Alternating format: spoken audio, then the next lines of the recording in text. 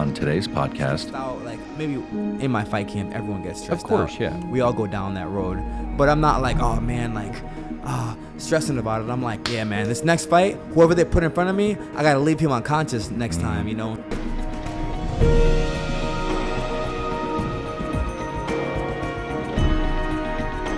the truth is, adding value will never go out of style.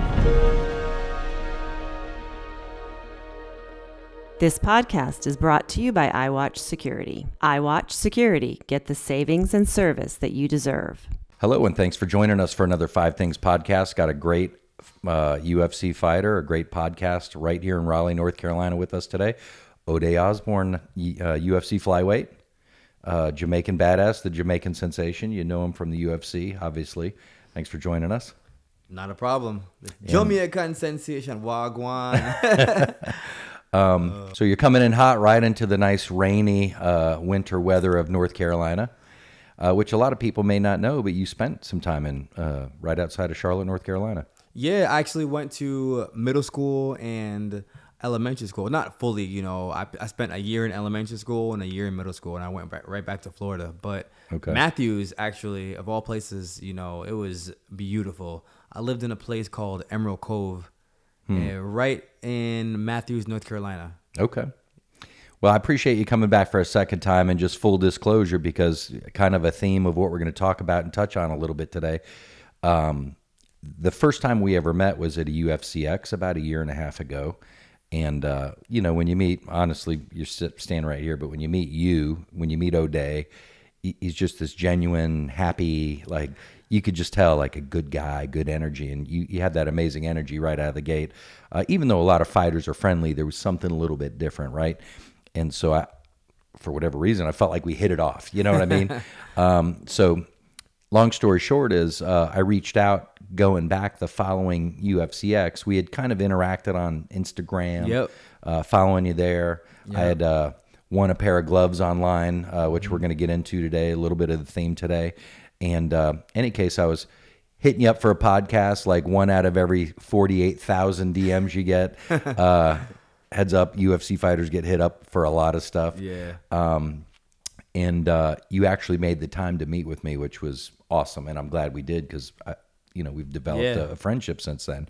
And we've got some things in the works that I'd love to talk about, but we can't. So we're going to pass on that right now. But long story short is we got together. We did a podcast, but it was just me. When I went to UFCX, I wasn't sure if it was going to happen kind of thing.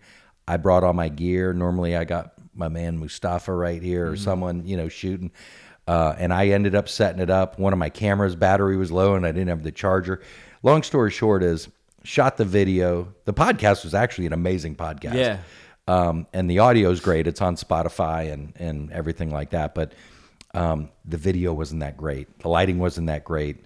And I would say humbly, I kind of failed in terms of like a good quality podcast. I see what you're saying. But here's the thing: you win or you learn. Yep. And I learned from that. And long story short, we stayed in touch with each other and developed this friendship. So all you can do is chalk it up, learn from your mistakes, try to improve next time.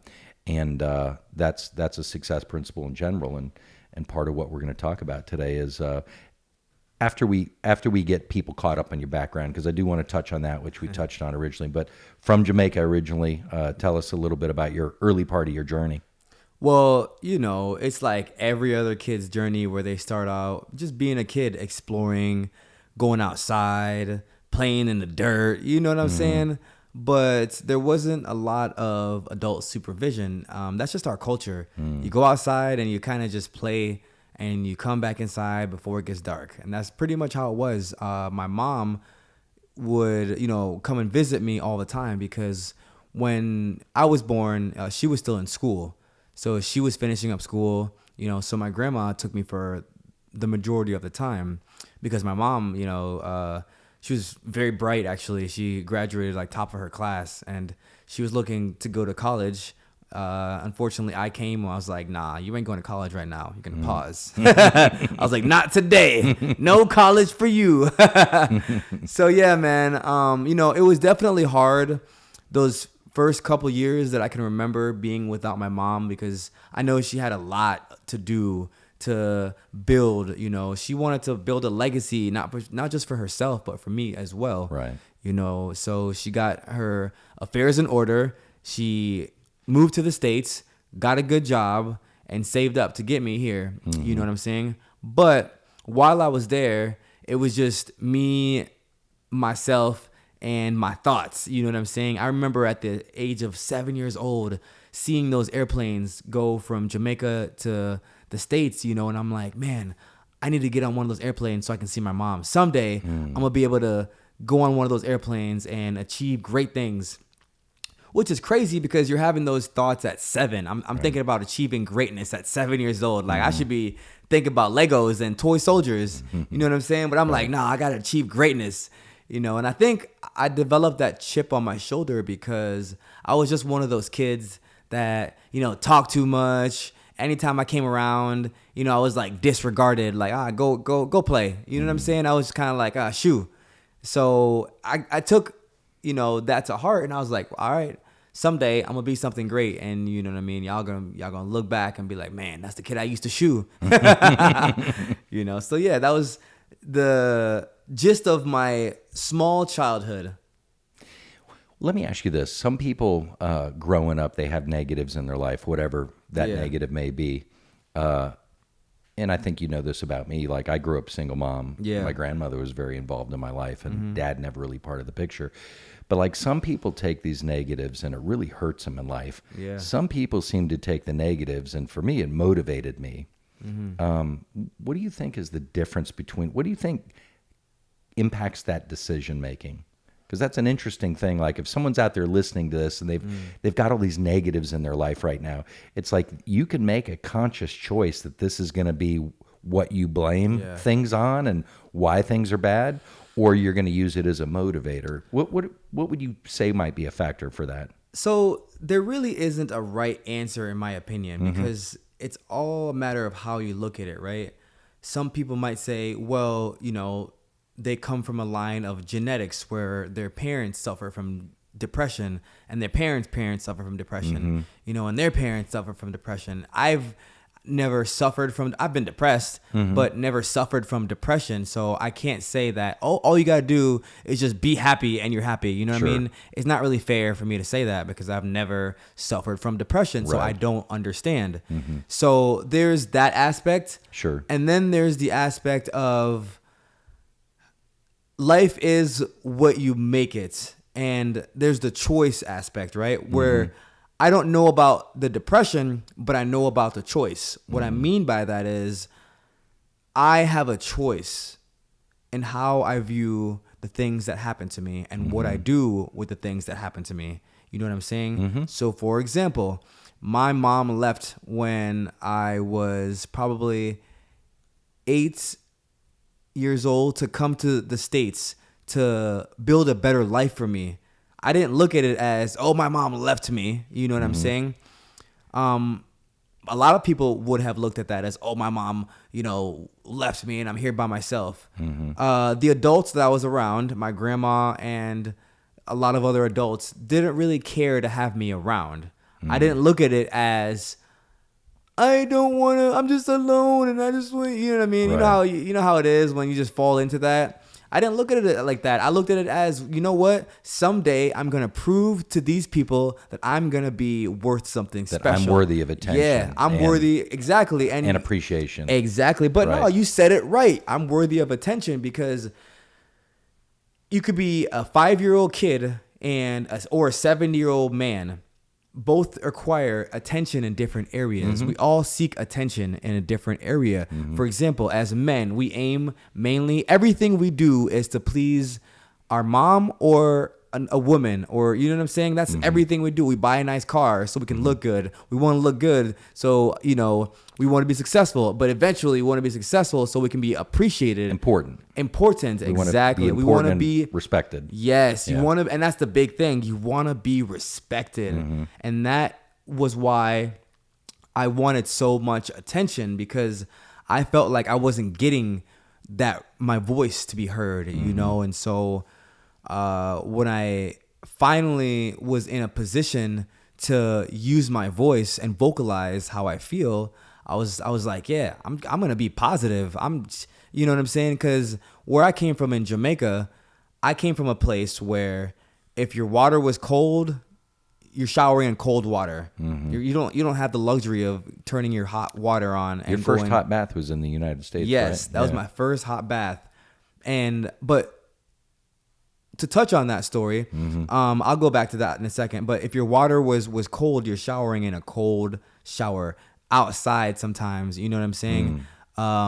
If you wanted to go to the bathroom, sometimes you got to go to the bathroom in an outhouse. You don't have the luxury of, your porcelain sink and Indoor plumbing. None of that. I didn't grow up with that. Right. So it's a perspective. So now when I moved to the States, my perspective is, oh man, I have the ability to take a hot shower. I'm never going to take for granted anything else in my life. A lot of people get used to it and they want more. All right, now I got a hot shower. Now I need a jacuzzi. Nothing wrong with it. I want a jacuzzi. You know what I'm saying? I want 3 jacuzzis. But my point is, I appreciate the hot shower and I know where I came from. Right. It's my mindset moving forward. It's not a feel bad for me mindset or mentality. It's more of a, what am I going to do in order to appreciate certain things about my life?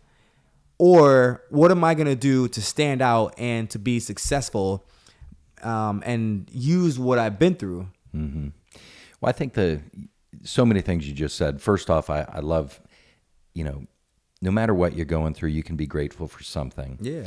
And I believe with all my heart, and we were talking about this driving from the airport, that having a mindset of gratitude and putting that energy out in the universe. And we were talking about meditation, and I want you to get into some of that, your early meditation practices.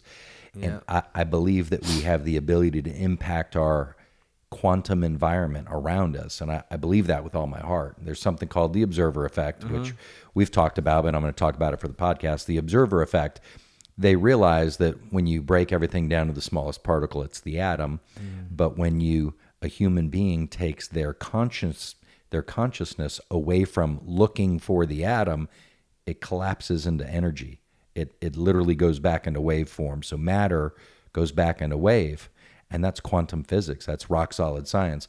So everything we're living, everything we're doing is energy. This table, Oday, I'm energy. And so, when you have these high vibration emotions like gratitude and love and appreciation and things like that, I believe you're attracting and getting on the same wavelength as those positive things in life. If you are in the low vibration, envy, lust, greed, hate, anger, things like that, you're getting on that level energy wise. And I believe you're opening more of that into your life. And so it doesn't surprise me that someone who started with 0 has an attitude of gratitude, and you're just naturally evolving and naturally elevating your life. The more time goes on, you're consistently leveling up. That doesn't surprise me at all, because you start with an attitude of gratitude. And literally, I have a thing you signed for me when we first met. It's one love. You literally wrote it right on the right on the picture. Yeah, man. So and I actually have it sitting right there. But anyway, that's your mindset, and that doesn't surprise me that's helped you achieve great levels. Let's face it, just getting to the UFC is an amazing achievement in itself. Yeah, it's really hard to get to the UFC because you're not just competing here in America, by only Americans. You're competing with the rest of the world that's also trying to get into the UFC, and they only have a roster of 750 to 800 fighters. Right. Can you imagine millions of people going for a slot that is only 750 or 800 large? Right. That is insane to think about. And what's wild is the volume of people. This is a worldwide sport, and we're going to get into investments and stuff like that. But it's a worldwide sport, and you got so many people working their way up that are just so good and so hungry. It's hard to underestimate how hungry like some of these Dagestan folks coming up. Yeah. They grow up wrestling bears and stuff like Yeah, this, well, punching trees and stuff like that. Like Yeah. they're so hungry, yeah, well, it's the immigrant mentality, Right. The immigrant mentality is a real thing. 100%. There's a reason why those Mexican fighters are so tough. The immigrant mentality teaches you. It starts from being grateful. We talked about gratitude just a second ago. The immigrant mentality is all about being grateful. And when you're grateful for what you have, you don't want to go back to what you had. Yeah. You know what I'm saying? Oh, I might have to quote that. Yeah, that's true. Yeah. But it's a real thing. Like, for example, I do not want to go back to taking cold showers. There's no way. I'll know. Every time I look at an ice bath, I'm like, I'll go sit in the jacuzzi. I'm not trying to do an ice bath. I will die before I get in that ice bath. But during a fight, I do get into an ice bath, and it actually, it's very, I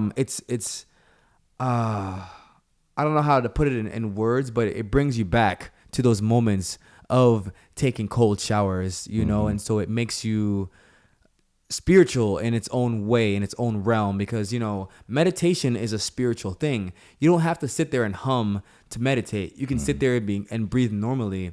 Meditation is just being aware of your surroundings, and being in an ice bath is really good for you, because I don't care what you're going through in life, but you get in that ice bath, I guarantee you, whatever it is you're going through, you will not think about it. I guarantee you. And you'll just focus on how cold this thing is. Like, man, get me out of this damn box.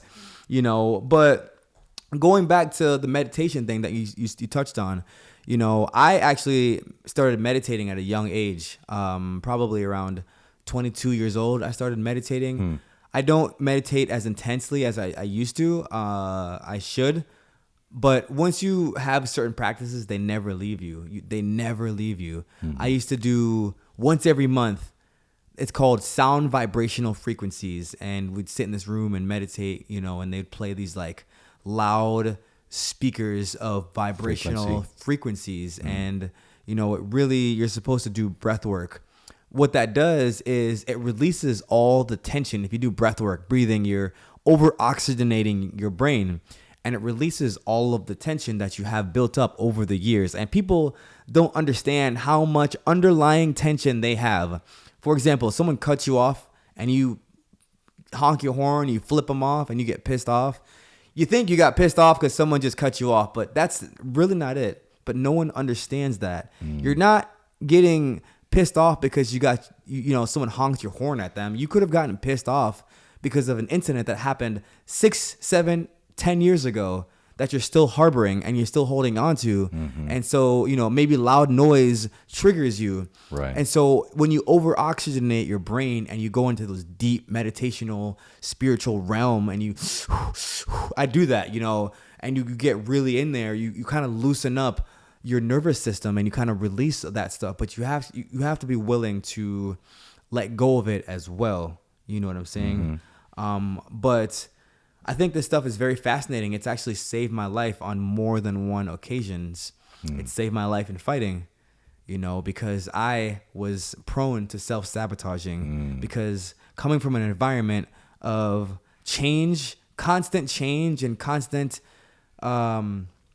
no's, and having being let down, you tend to do that to yourself, because you think, well, you know what, if you let yourself down, chances are it's way easier for you to handle than if someone else does it to you. So I just self-sabotage subconsciously. I could talk about this stuff for hours, but yeah, go ahead. Which is interesting, because it's easy for a human being, if you've had 3 or 4 things go wrong, major things go wrong, it's natural to start thinking you're almost waiting for the next thing to go wrong. And so it's expectation, it's intention. And if we're waiting for things to go wrong, we're actually putting the intention into the universe and we're going to start creating those things. We're going to start attracting and literally bending our universe around us for things to start going wrong. Yeah. And I think it's really important, just like you said. And guys, there's so much science behind this. This isn't foo-foo stuff anymore. This isn't like some ancient Hindu, Yeah. It's not like that anymore. Like, I'm a big fan of Dr. Joe Dispenza. Well, the people that think that way are the people that are constantly stuck. They're constantly wondering, why is my life like this? Why is this happening to me? Well, the reason why it's happening to you is because people choose, you know what? I'm going to keep on repeating the same thing over and over again. When something terrible happens to me, I go into, okay, how can I prevent this from happening again? And you have to try something that makes you feel vulnerable. At first, I thought meditating was stupid because I'm like, oh, breath work? That's ridiculous. But guess what? When I got to my lowest of low, I was willing to try anything. You know what I mean? There's two types of people in this world. The kind of people that accepts the things that happen to you. And then there's the kind of people that's like, nope, forget that. I'm busting through that door. Boom. Right. Try to figure out a different try to way. figure it out. And that's how you become strong. And that's why some people are born fighters and others are not. I have 3 losses on my record, but all to people that were 15-1, 18-2, 16-3. You know what I'm saying? You fought some great people in your young career. Yeah. But the thing is, I'm not like, oh man, like stressed out. Like maybe in my fight camp, everyone gets stressed out. Of course, yeah. We all go down that road. But I'm not like, oh man, like stressing about it. I'm like, yeah, man, this next fight, whoever they put in front of me, I got to leave him unconscious next time, instead of thinking the complete opposite of, oh, if I lose, I might have this and that. I'm like, forget. Nah, man, you can't entertain that thought at all. You got to, but that's why I said there are fighters and then there are people who aren't fighters. And if you're not a fighter, if you don't have that mindset, you can actually build that mindset. Anyone can do it. You just have to start doing things little by little, small little things, one thing every day. We were talking about gratitude. Wake up every day and tell yourself that you're grateful for something. But if you don't have shoes. Exactly. You have shoes. You have something to be grateful for. That's the problem with a lot of our society, our culture. I feel like a lot of people don't understand, we live in America. This is the greatest country on the planet Earth.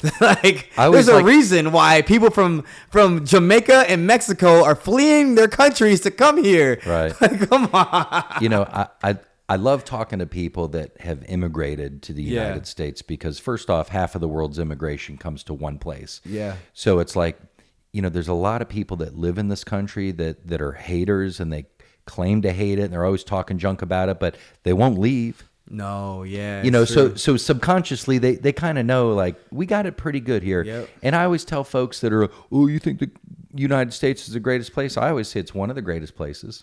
Because there's really no debating it's one of the greatest. And if you think it's not the greatest or one of the greatest, tell me about the place you think is the greatest. Right. What, China doesn't have a dark history? Russia? Germany? Brazil? Like, tell me about the utopia that you're comparing the United States to. Of course, we got our flaws in our history. Yep. That's every country on the planet. Yeah, man. There's a holiday based around eating food. Right. I'm like, That's what? America. You just make a bunch of food. My family and friends come over and we all just eat all day long. Where else are they doing that? I mean, Cinco de Mayo, we steal other countries' holidays so we can drink. I mean, that's how good it is. That's another in the country, thing, man. Americans find any excuse to drink. Like, oh, what are we doing? What's tomorrow? Ramadan? Oh, we drinking. That's funny. Americans will take any holiday and drink on that holiday. Yeah, I'm like, as long as we can celebrate something. So let me ask you this. When you meet, because I think of certain Americans that I know, and they're usually entitled and their focus is on things they don't like about the country or this and that. What is your point of view when you meet someone like that? Do you just have empathy for that person because they're just looking at everything half empty?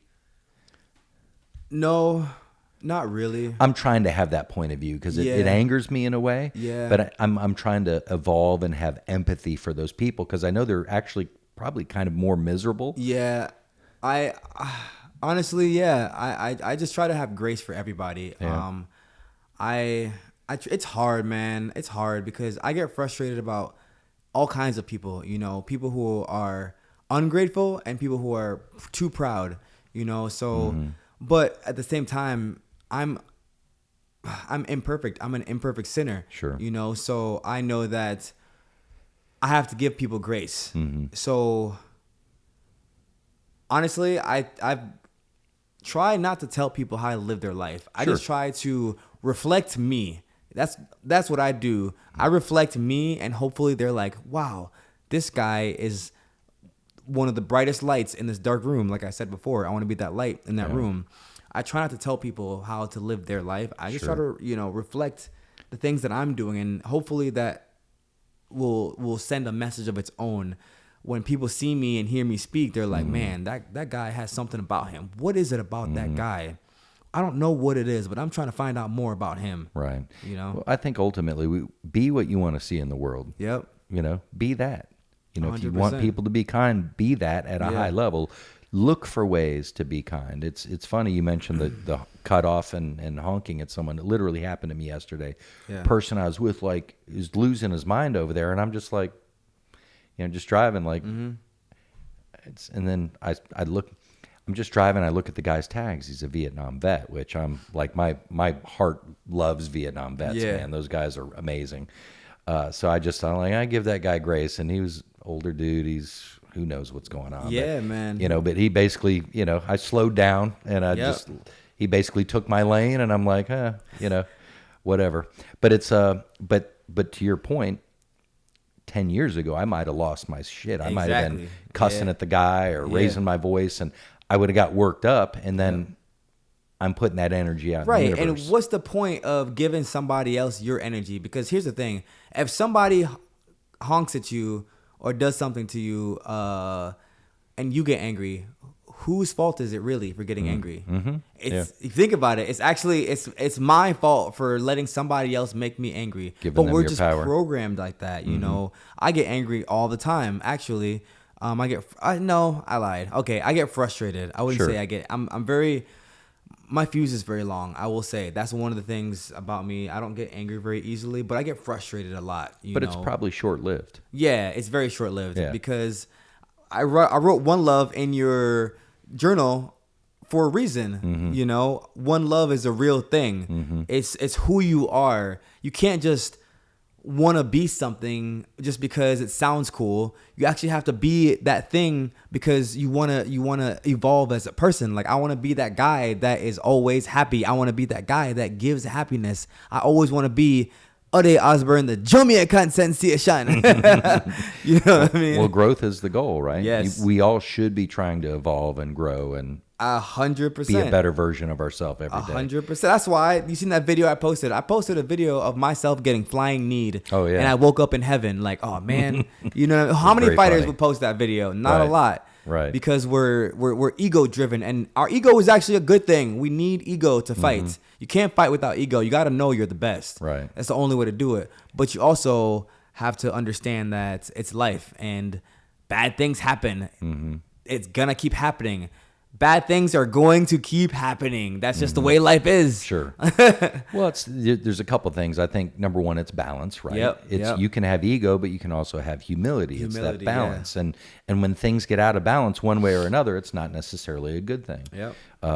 Muhammad Ali had a loss. Michael Jordan's lost playoff games. I mean, it is what it is. Man. So even when you're the greatest, you've had, unless you're John Jones or Khabib, I guess, but but realistically, back in high school or wrestling, they lost at some point. Yeah. But even John Jones lost a lot. You know what I mean? He could have, like in fighting, he's the greatest, but he struggled.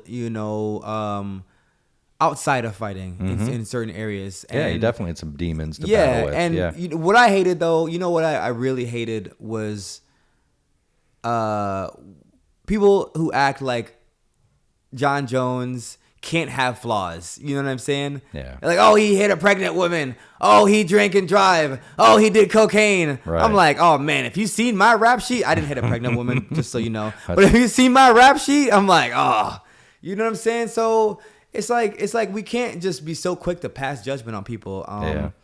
And I've been there. I've been the one to pass judgment in the past, but being humbled so many times, you're like, all right, man, I am not perfect. And my old trainer, Reese Shaner, would say, I won't look at your record if you don't look at mine. Well, the one thing I like to say is everybody has their shit. It might be Yeah. this, it might be that, and when you're somebody like John Jones, everything's out there. There's a microscope constantly. Yeah. But the one thing I love about John Jones, and I would put Mike Tyson in this category. I love the fact they can talk about it, they can own it. You know, Mike Tyson would say, like, I was in a bad place. I was not a good person. Yeah. And I love listening to Mike Tyson. He's become one of my favorite people, my he's favorite great. personalities He's now. great to listen to.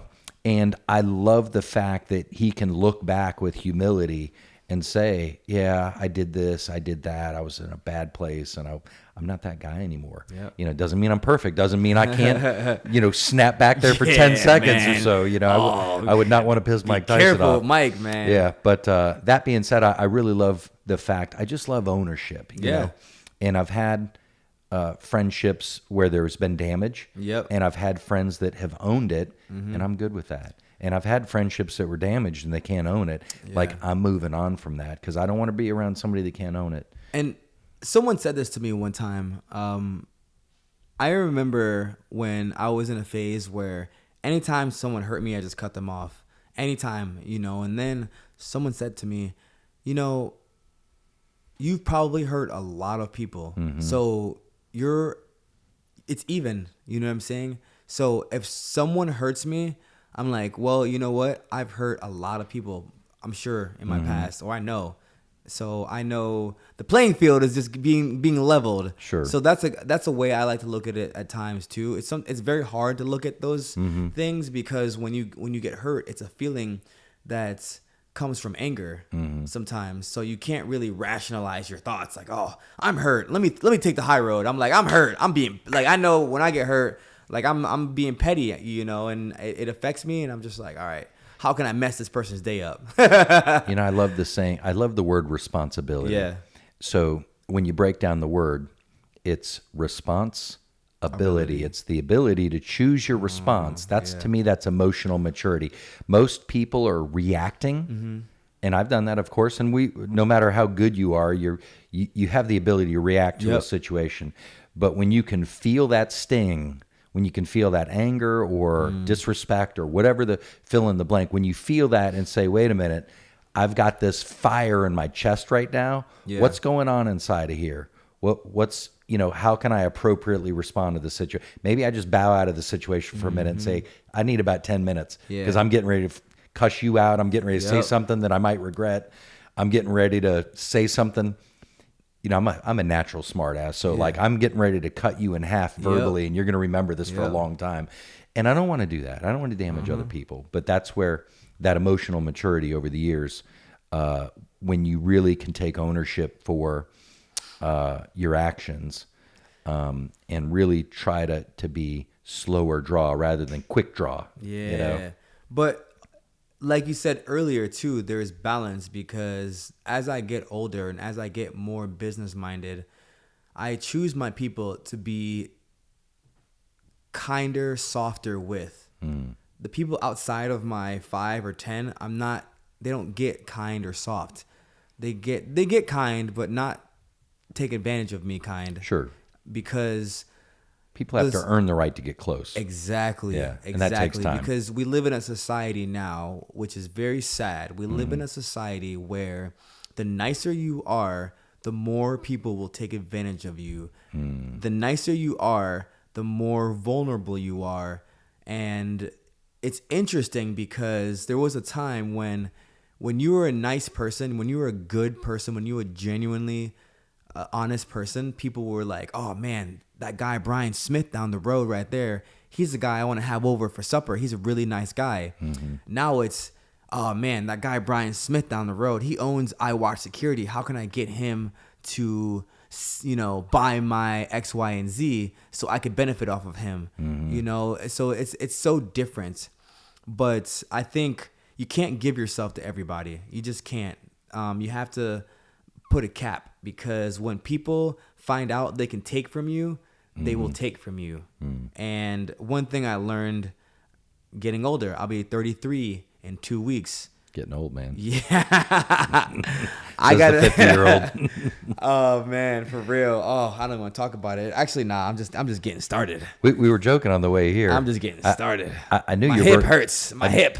I knew your I knew your birthday, but I didn't know your birth year. And it turns out you were 6 months when I graduated high school. It was kind of funny. Yeah, 92. Like, ouch. 92, man. But yeah, before we leave that topic, though, Henry Ford, givers have to set boundaries because takers don't. Yep. And it's just you gotta find a way to draw boundaries, and there's nothing wrong with saying no. Learning to say no without apologizing is a powerful thing. No, 100%. And it's hard because people are afraid to say no because they want that validation. They want to be validated. Oh, if I say yes, it'll make them feel better. Right. You know, it validates their emotions. Yeah, it's true. And again, when you're nice, you want people to be happy. You want to take care of people, that sort of thing. So on that topic a little bit, how do you I was listening to you on your podcast, by the way, on YouTube, and you were talking to you and Jamal Hill were talking and talking about people in your corner. Yeah. And he was talking about how grateful he is to have some of the people around him. How important do you feel that is to you to have the right people around you? It's not just important, it's everything. You have to have the right people around you because they're the people that's going to go to bat for you. They're the people that should be blocking for you when you're running that ball, play action, no huddle. They're the ones that are going to be blocking for you throughout the duration of your career. And if you don't have the right blockers, they're going to be takers, and you want to not only have your people block for you, but you also want your blockers to be successful blockers as well. You want to build an empire for them as well. It can't be just about you. If I'm having an empire built, it's not just the Jamaican Sensation Empire. It's the Jamaican Sensation Empire and company and whoever else wants to have their empire next to my empire. Right. If it's the Jamaican Sensation, Brian Smith / this / that / you know what I'm saying? But we want everybody to win with you. Yeah, we want everyone to win. Yeah. What's the point of having a jet ski if your friends and family can't ride behind you or ride in front of you or ride next to you? You just ride you out there in the middle of the ocean by yourself. Not as fun. Like, y'all look at this jet ski, ain't nobody watching. Yeah. Jet skis are fun though, but it's much funner with 5 other people. Yeah, out there, it's so much more fun. I'm trying to show off. I'm trying to hit the bigger wave. I'm trying to have competitions. That's it. And the other thing that I would say, the intangible thing there is mindset as well. Like I can think back on my life when I was in the military. I got around, some people early on that I could see where I changed a little bit. Yeah.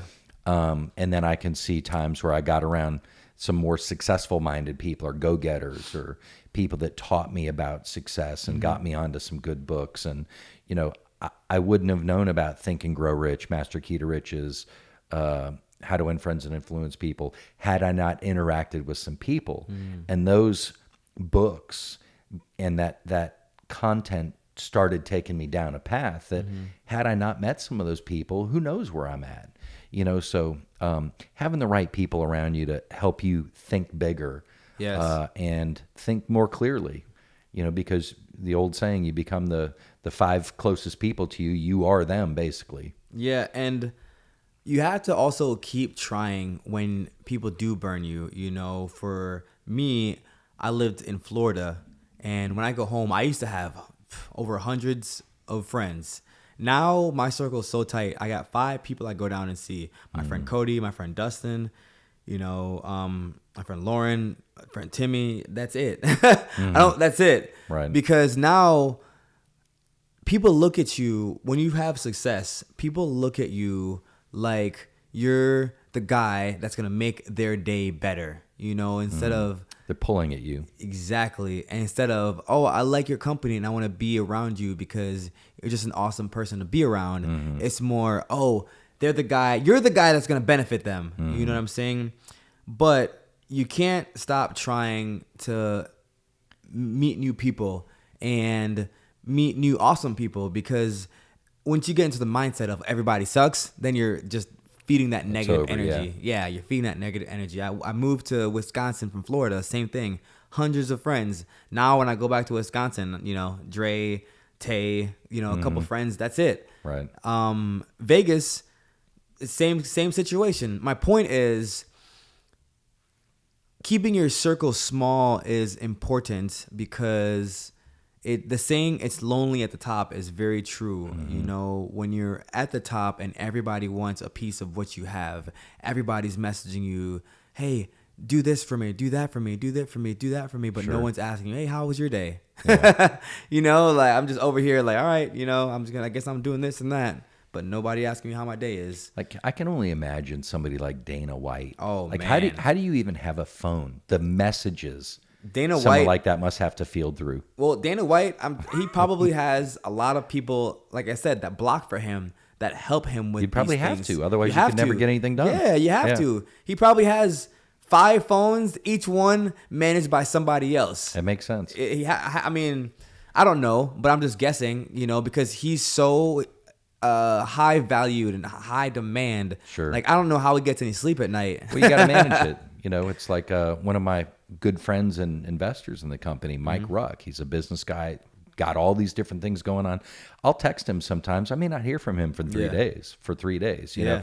But I also know, like, he's got all these employees and business people, and I know what he deals with. These kids and exes, and like, you know, all that stuff. So there are people that you have to understand that they're not going to be as quick to get back to you. Yep. And when I first got to the UFC, I was like, why isn't this happening? Why isn't that happening? Now that I'm in the UFC, I see how many employees there are that work for the UFC and how many people it takes to set up one venue just so I can imagine. Yeah. 16 people can fight each other. It's crazy how much money goes into an event. Just at the Apex. Just at the Apex. That's not even T-Mobile right. or anything. We're talking just an Apex That's not event. international. Yo, it's Right. wild. I'm like, no wonder why we're not getting paid like that. Okay, I understand it now. Massive It's amount gonna, of money. Yeah, it's gonna take time to build. Right. It's gonna take time, but eventually we're gonna get there. It's just gonna take time because, you know, oh man, there's so many people that work for the UFC that have different roles, different jobs. There's 23 different departments. I'm paraphrasing. It might be 24 or 22 or something like that. But a lot. there's a lot of different 20 departments. plus. Yeah. I would say for any business, really, when you really learn all the things that go into business, and I know we got about 20 more minutes, but I think any business owner, I could just, as being a lifetime business owner, there's so much that goes into everything. And there's, you know, have a customer say, well, why is that so much? I'm like, you know, why is that so much? I mean, are you thinking about the $60,000 truck that's pulling up, that's wrapped, that has a, you know, $60,000 a year employee in there, that has paid vacations, cell phones, laptops, you know, $16,000 insurance policy every year on the just auto? So, you know, I can understand that point of view. And For sure. Yeah. And it takes time to, I will say I've used the word grace so much as in the last year because I think that's what I've kind of learned to give people is grace, because I was that person where I'm like, man, we're not getting paid shit. Sorry. Sure, yeah. We're not getting paid nothing, you know, and it's taken understanding to really dissect a situation. Anyone could say, oh yeah, this, that, and the other thing.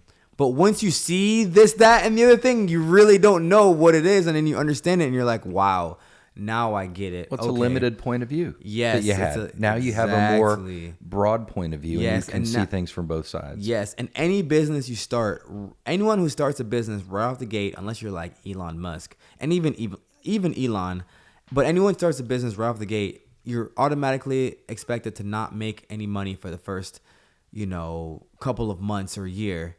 When you have a huge organization, it's going to be a couple of years. Potentially, yeah. Plural. For sure. I had to make squat my first few years, and I worked my ass off. Yeah. And I watched security, investing, just constantly reinvesting. Yep. But that's the difference between a company that grows, because you're reinvesting in good people and all that kind of stuff. So jumping into this, because I know we got limited time, thoughts on Conor McGregor?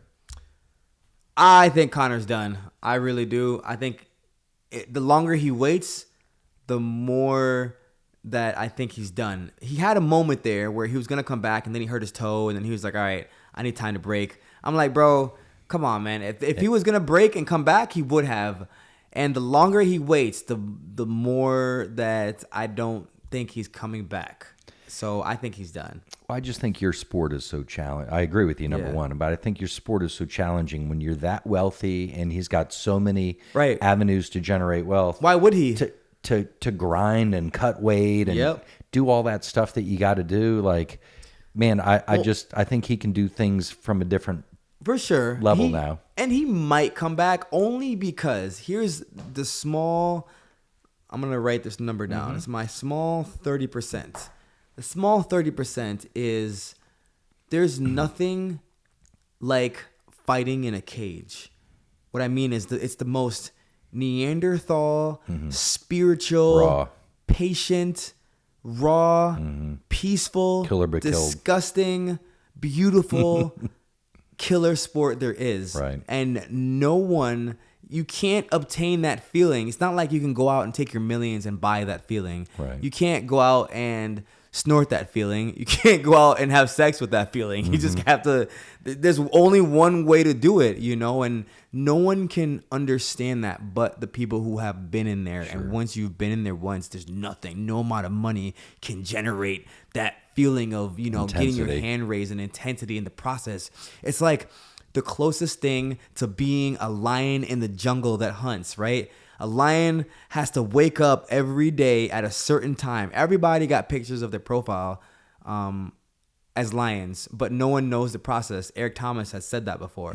But waking up, like as fight camp is the same as hunting for your prey, because you're waking up 5:30 in the morning like a lion, and you're planning accordingly every day. And if you slip up, that might be your next meal you just missed, So the hunt is almost greater than or just as gratifying as the kill. Right. Meaning the spirituality that comes to mind when you're in fight camp, you become such a spiritual person and you're super locked in. For 8 weeks, you're the best version of you that you can ever be. And it's an amazing feeling. For 8 months, you feel incredible, and you also feel terrible at the same time. But my point is, kind of got off track with the Conor McGregor thing. My point is, Conor is a lion, and he might want that feeling again. Yes. Yeah, I could see that. Yep, 30% wants to hunt. Sure. Because it's who you are. But is it enough to get him out of his comfort zone for a full fight camp? That's the question. Yeah, and that I don't know. And only he knows. Exactly. But you had a couple thoughts about favorite KOs this year? Oh, yes. I wanted to ask you, what is your favorite knockout of all times? Joaquin Buckley spinning back kick against Impa Kasangane. Yes. Yeah. Or Max Holloway, Justin Gaethje at UFC. Is that 300? That was 300. Yeah, yes. That was the final main event, if I'm not mistaken. God, there's so many amazing knockouts. One of the first ones that comes to mind, and again, probably both of them my favorite fighters. Dom Reyes, when Yuri spun and just knocked Dom completely out. I was actually coming back to your specific two. I got to go with Buckley. Buckley, for sure. To me, it was just like, wham! It was just one of those, like, it was so athletic and you raw. Can't just You've do never that. seen it. You can't just do that. Like, anyone could swing and hit somebody. Yeah. Not any, but that was incredible. Yeah, that was, Wow, and then that Impa was like, man, it was almost him. like a movie. Yeah, he shut his lights out. And I was like, dang. And listen, a lot of people, the average person doesn't know, Impa's a really good fighter. Yeah, he turned around and won PFL $1 million the next or something. Yeah, so next year. Shout out Charlotte too. I believe he's from the Charlotte area, if I'm not mistaken. North Carolina. But yeah, coming back to that Dom Reyes getting, I think it was a spinning elbow from Yuri. Like, I love Dominic Reyes, man. That hurt my soul. But I loved both those fighters too. It was such a tough fight for me to watch because I really like both those fighters. But did you have another one of these there? Yes. So I think we both went with Buckley, right? Buckley, yep. Yeah. Yep. So my other question was, I noticed you have so many memorabilias. You have fight cards, you have autographed photos, you have gloves. What inspires you, or what draws your inspiration to get a specific? Because I see you have Misha Tate, for example. What makes you choose Misha Tate? I think just being honest, I mean, she's to me one of the most beautiful fighters in the sport. But I think she's just got her air, her energy. You know, she's a fierce competitor. She's an OG. Yeah, and she's so nice too. And she seems like she's just nice as can be. Yeah, And she's so one of those. kind. She's one of those people. Like, honestly, the more I get to know a lot of UFC fighters you've introduced me to, that like. Some of the UFC, like half of the people I've met are like the nicest people. Now, I will tell you, like Charles Radke, that guy seems like he's just ready to fucking scrap at all times. Like, he's just a wild man. Yeah, you know, you man, can tell. Like, real. Charlie's a cool dude, man. Charlie's a cool, and nothing but the best respect. But for real, you can tell, like he's just ready to box his ass off. He's ready to talk some shit and ready to scrap at any time. And he can grapple his ass off. I don't mean to put his secrets out there, but I mean, he can grapple. He can grapple, man. And by the way, that's from his last fight. Oh, right there. I see you got the signed Radke t-shirt. Shout out to Charlie Radke. Yeah. But met him at the PI with you. But what inspires me is that number one, it's investment. When I look at my memorabilia, I mean, just sitting in this room in my office. Number one, I like to be surrounded by greatness. To me, when I look at Jim Brown, you know, all-time NFL Hall of Famer, like one of the great athletes of the that's a good one. The 20th century. I got GSP. This is his last shirt. He won. This is his last fight. He beat Michael Bisping. That's his shirt from New York City, autographed. Kyle Barajo's gloves behind you. You know, those are his debut gloves. You got some great guys. So, number one, I look at this as an investment. So, you know, you've got a lot of different ways for your money to make you money. But I believe with all my heart, I'm not going to put out what I paid for this, but I believe this will be worth $250,000, $500,000 one day. Yeah. And same thing with Kyle Barajo's gloves. When he's, I mean, I'd love to have Conor McGregor's debut gloves. Those would be worth probably millions of dollars. Yeah. You know, so when I look a lot of this stuff, like this right here, this is, you know, when I look at the Cormier versus Johnson 2, the poster, number one, it's got limited edition. I think there's, what does that say, Mustafa? 125? Right here? Yeah, how many? Yeah, 126. 126 of those made. I've got 3 of them in my office. So I've got like almost 4%. Well, I've got under, you know, 2.5%, 3% of those all in the world. Yeah. Okay. And I got 5 champions that have signed that, and Anthony Rumble Johnson, which was a badass dude. R.I.P. Rest in peace. Absolutely. Okay, so 125. So I've got 3 out of 125, but you got DC, you got Weidman, who's a world-class great guy. You got Nigerian Nightmare, Kamaru Usman, you got Charles Oliveira, and Jan Blachowicz. And those are just 5 people that are on there, and they're all former champs or champs. So to me, that's something that I understand memorabilia. Growing up, when I was growing up, just dealing with sports cards and things like that. You know, it's one thing to have and we're going to jump into opening some packs here and talk about one of your little recent obsessions and fun hobby stuff you got going on. So basically, coming back to one of your recent obsessions, we just took a quick break there. You've been getting into sports cards and memorabilia and partnering up with some people. Yes. And it's become one of your fun hobbies, right? Yes, actually, we have a channel on the WAP called the Jamaican Sensation Fight Club, and I actually started getting into collecting UFC Topps trading cards last year. I did not know that these things were so much fun. I know a guy, his name is Tyler, and he started collecting them in COVID, and he literally bought a $50 box from Walmart, opened it out live on Twitter or Instagram or something like that, and he started auctioning them off live. And he made his first like $1,000 in a week by auctioning cards. I didn't start that way. I just always been a fan of collecting things.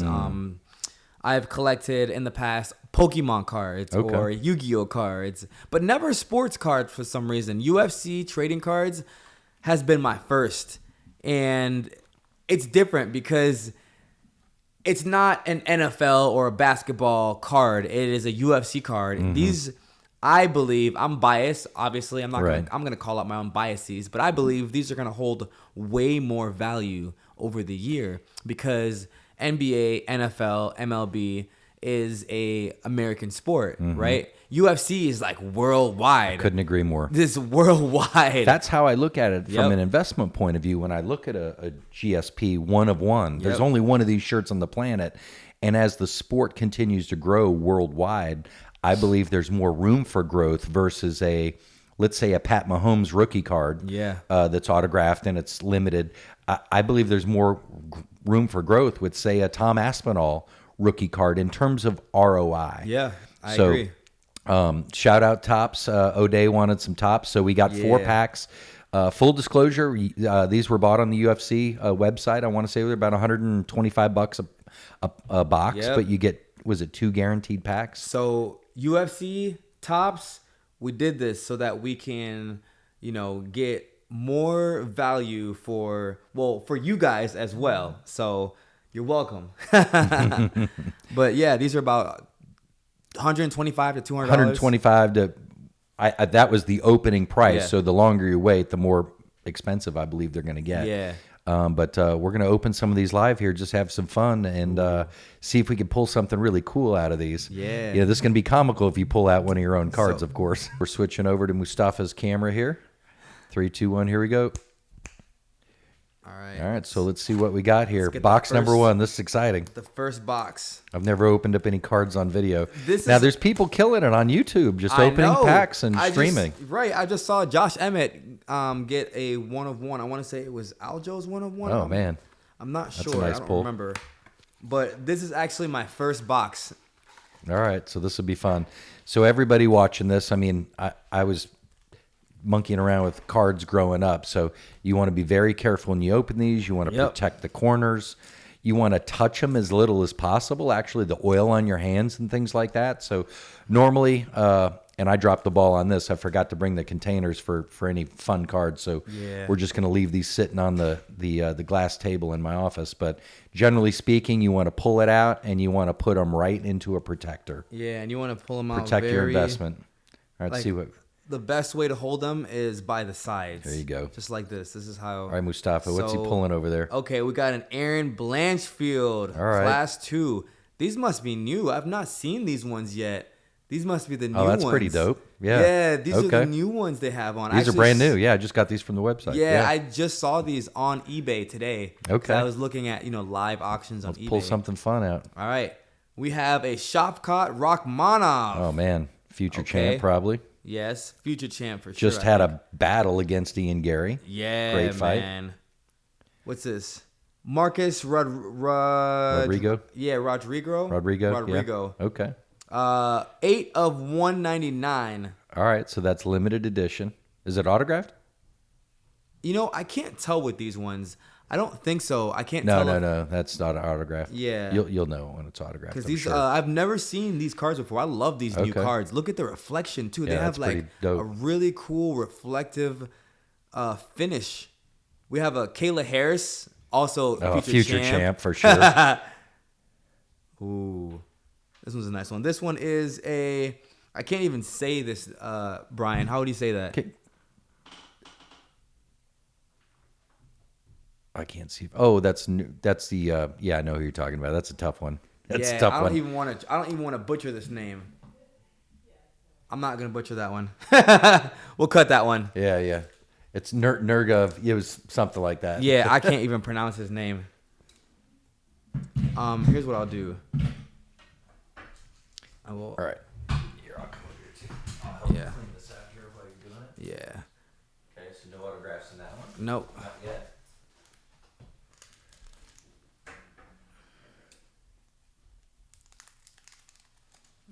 I'll wait till you're finished and then. Go for it. Yeah. So what I'll do is this. I'm gonna pre-cut the tops off. I'll do that for you while you're opening. Just to speed it up a little bit. All right. What do you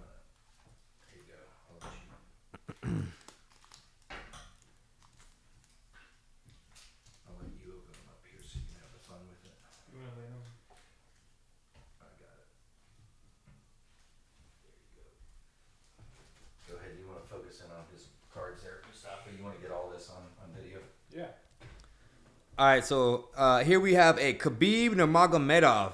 I like these new Topps Gold label. Wow, these are amazing. I'm a big fan of these. Cody Garbrandt versus Dominic Cruz. Championship lineage. Wow, have you seen this? Oh, that's dope. These cards. I like these new ones, man.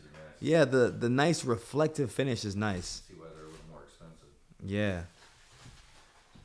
Anshul Habli. How do you say that last name? Oh man, Hoobly. Hubli? Yeah. Hubli. I was gonna say Jubilee, Hubli. Jubilee Hubli. If he puts it on the fighters, we'll all know the name. Yeah, I'm telling you. We all All know right. how to say Khabib. Yeah. Jasmine Luciando. Okay. She's a good fighter, man. Yeah, she is. Lucindo, she can fight her ass off. She got one of her shirts right underneath. And then we have the champion, Alexander Pantoja.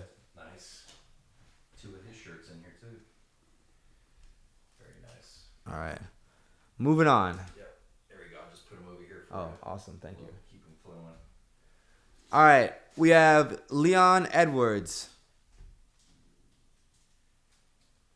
Next up, Raquel Pennington. They have a focal point. I like how they're doing new stuff with the cards. Look at this one. Oh, that's wild. Yeah, I love that they're doing. That was a tough fight. I'll tell you what. That was Yeah, really tough. that was, man. Oh, we have an auto here. Rafael Dos Anjos. Let's go. Former champ. Yep, former champ.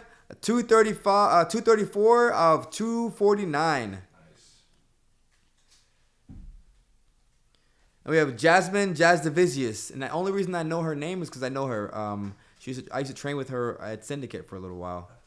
Super cool chick. We're gonna just first card there. Oh, wow. I'll let you- Oh, man. That's awesome. Oh, we have a Damon Blackshear. Love Damon Blackshear, man. Great fighter. I'll move these out. He fought my teammate, Montel. Manil Kopp. Also another great fighter. Fought him. He'll be battling for a championship soon. Sent me to the Shadow Realm. Davison Figueiredo. Wow, this is interesting. They put the many different... Look at this. The different looks of Davison Figueiredo. Interesting. That's See, they're getting really creative with these cards. I like that. All right. Chelsea Chandler. We have another Chelsea Chandler back to back. interesting. Sorry.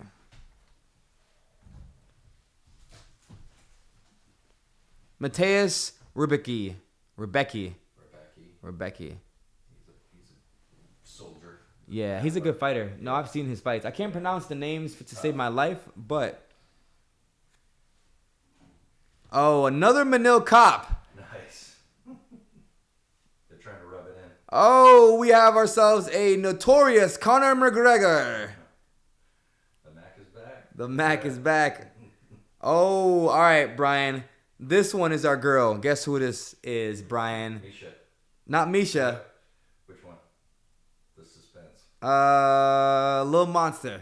Oh, Vanessa. Yeah. Shout out to Vanessa. I had to touch that one by accident. Monster.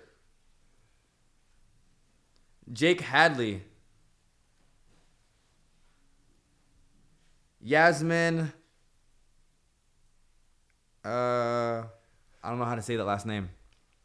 I'm butchering these last names. Oh, man. Well, it's kind of hard to read. On the Yeah. bottom there, too. Yarwagi? I didn't- Yarwagi, I think it is. I didn't even try. That was the last 5. All right. And we'll probably just go through 3 more packs here. Yeah. Go meet some folks Yeah. downstairs. Amanda Lamos, she's a powerhouse. Lamos is a powerhouse. We got the Max Holloway collection, all of Max Holloway. Look at how young he was compared to now. God, he was such a kid. Yeah, he He's was. not even that old now. No. He's just been doing it for so long. No, he was That's a crazy. baby. Oh, here we go. We got Brady Hosted.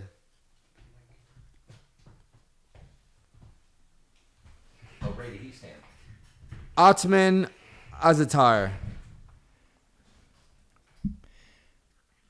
We have Josh. Is this Emmett? Kubilau? Kubilau. Yeah. Oh man, I'm butchering these names, guys. I'm That's so all sorry. good, man. All right, we got two more. Kubilau. I got two more. I'm Two gonna more save the packs best for here. last. All right, who we got here? Rafa Garcia. Okay, Rafa. OG. Yeah, OG Garcia. Let's go. Oh, we got another OG. Hold on. Tyron Woodley, and with his fight with Robbie Lawler, actually. Former champ. Championship lineage. Nice. That's a good one right there. That's a great pull. We have William Gomez, great fighter from France. Yep. Oh, Luana Cardina. I love Luana. She's so nice. Sorry, Carolina. Luana Carolina. Oh, yeah. Look Okay. like a D. Yeah. Oh, we got the GOAT himself. Who do you John think it is? JJ? Yep. Nice. JJ. John Jones. Is that an autograph? No, I wish. Oh, okay. Yeah. I wish. I got excited for a second. That's still I thought a it was great an pull. auto. All right, last one. Oh, the GOAT himself. Oday Osbourne. Let's go. We don't need to see nothing else. We can stop pulling now. We've won it all. Right. We got the alumni. This is interesting. I think Dan Severn. The alumni card. Oh, okay. They're Yeah. doing alumni Old school. cards now. Old school guy. Oh, we have an auto. was gonna say, guess. Yes. Oh, you're never gonna guess. It's a Shara Bullet auto. Oh, nice. Okay. Yeah, that's a really good auto Yeah, to man. have. Shara Bullet's up and coming, man. Absolutely. Yeah. Wow. Met him last year at That's a really UFCX. good auto. Very nice. And then a Dracus Duplessis. DDP champ. Michael Venom Page. Let's go. MVP. MVP, Yep. DDP. Awesome. And that's all we got for today, guys. Well, that's fun. We do the rest of these other 3 boxes here, Yeah. but we got to meet some people downstairs. Yeah, let's do but, it. We can But even. in any case, it's been great catching up. Yep. I hope we got to cover at least everything we wanted to. I think so. all I right. think we had a great discussion piece. I will tell you this, and I don't want to steal the thunder, but next time we have a podcast, we're going to have a major announcement. Yeah, I can't wait. We'll Let's leave it go. at that. So, Oday, thanks for coming out to Raleigh, North Carolina, and joining us. We're going to go down, kiss some babies, take some pictures, and shake some hands, and do some autographs. Yep. I might even let you do some as well. But just kidding, of course. In any case, thanks for joining us. Any parting words, words of wisdom you want to leave us with? Man, not really. Just do the thing that you're passionate about and do it every day, hard as hell. Go and chase them dreams, man. Dream Chasers 2025. Awesome. Forget about the money. Go chase your dreams. North Carolina, it's been fun. Awesome. And when you mentioned WAP earlier, that's an app where you can actually connect with Oday. He's got Yes. a community there. Yep. Or on follow Oday on YouTube, Instagram. Instagram, TikTok, X. everything. Everything is Oday Osbourne. I keep it short and simple. Oday Osbourne. Well, thanks again for joining us, and we'll see you next time on another 5 Things podcast.